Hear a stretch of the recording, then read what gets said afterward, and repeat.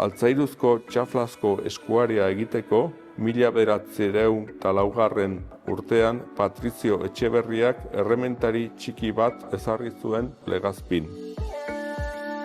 Ordutik, enpresak jarduera handia garatzen du Urola garaian. Bellota markapean, eraikuntza eta laborantzako tresnen fabrikatzaile handienean bihurtu da. 200 argazki baino gehiagok enpresa honen memoria gordetzen dute.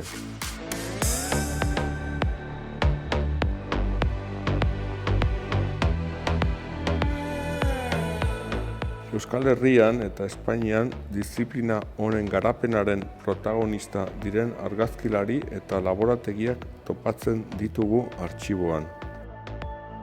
Hauen artean daudenak Manuel Mondragon Balseca, Marin Material Fotográfico, Billy Koch eta Juan Miguel Pando Barrero. Bilduma osoa Gorka Salmeron argazkilari legazpiarraren eskutik jaso dugu Bilbao Museoan.